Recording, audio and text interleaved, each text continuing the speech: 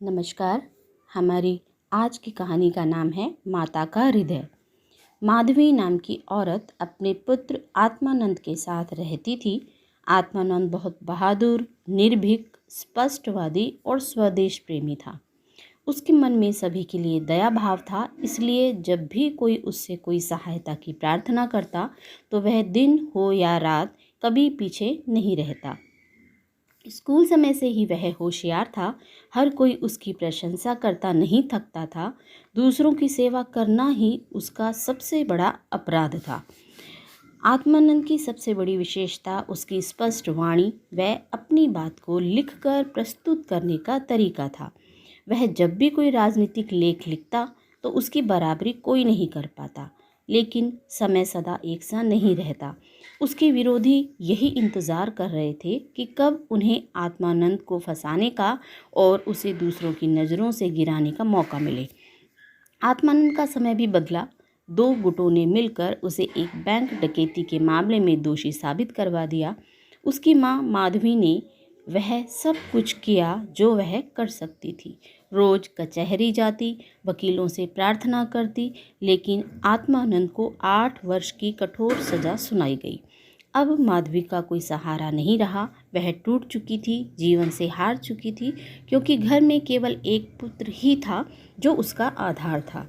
पति की मृत्यु कुछ साल पहले हो चुकी थी। धन दौलत के नाम पर केवल उसकी अच्छाइयाँ ही थी, लेकिन कहते हैं कि जब बुरा वक्त आता है तो सभी विवश हो जाते हैं। लेकिन माधवी ने हार नहीं मानी। वह उन सब लोगों को जो उसके पुत्र की सजा में शामिल थे, बदला लेने की उसने ठान ली।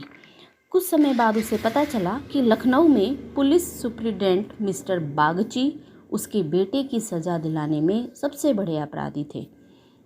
वह एक दिन संध्या के समय उनके बंगले पर पहुंची। वहां शानदार जश्न चल रहा था। शहर के बड़े बड़े लोग आए हुए थे। गरीबों को भोजन खिलाया जा रहा था। माधवी भी उन्हीं गरीबों में शामिल हो गई। और जब सभी चले गए, मिस्टर बागची ने देखा कि एक स्त्री अभी तक उनके घर के गेट पर बैठी हुई है।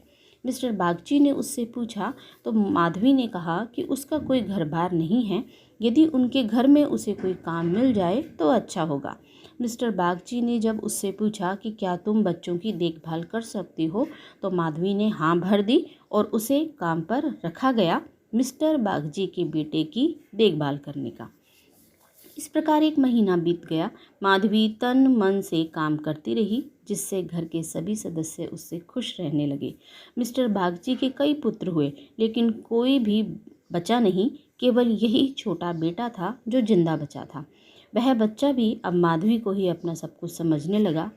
एक स्त्री का स्वभाव ऐसा ही होता है कि वह ममता की मूर्ति होती है, और यह बात माधवी पर सत्य साबित हुई।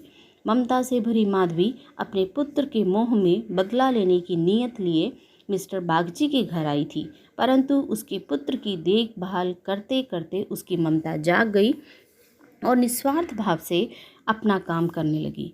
उसके पुत्र की कमी उस छोटे बच्चे ने पूरी कर दी थी। उसका समर्पण भाव देखकर मिस्टर बागची और उनकी पत्नी ने माधवी पर आंख बंद करके विश्वास करना शुरू कर दिया था। एक दिन माधवी को जरूरी काम से कुछ समय के लिए घर से जाना पड़ा। दूसरे नौकरों ने बच्चे का पूरा ध्यान नहीं रखा और वह छोटा बच्चा सर्दी की चपेट में आ गया। माधवी जब लौटी तो उस बच्चे को बुखार से तपता पाया। उसने पूरी कोशिश की कि किसी प्रकार बच्चा सांस लेता रहे और स्वस्थ हो जाए, लेकिन निमोनिया इतना बढ़ चुका था कि वह छोटा बच्चा चल बसा। दिन भर मातम होता रहा। पिता रोता रहा, माँ तड़पती रही। माधवी पूरा दिन उन दोनों को दिलासा देती रही। माधवी को उस समय खुश होना चाहिए था, क्योंकि जो पीड़ा उसने अपने निर्दोष बेटे के जेल जाने पर सही थी, वही पीड़ा आज मिस्टर बागची को भी हो रही थी। लेकिन यही एक वरदान है एक माँ को कि जिसे वह रुलाने आई थी, आज उसके दुख में खुद ही रोती जा रही थी। माता का हृदय दया का सागर है। उसे जलाओ तो उसमें दया की ही सुगंध आती है, पीसो तो दया का ही रस निकलता है। वह देवी है। विपत्ति की क्रूर लीलाएं भी उस स्वच्छ निर्मल हृदय को मलिन नहीं कर सकती। तो आज की हमारी कहानी यहीं समाप्त होती है। अगले रविवार फिर मिलेंगे। धन्यवाद।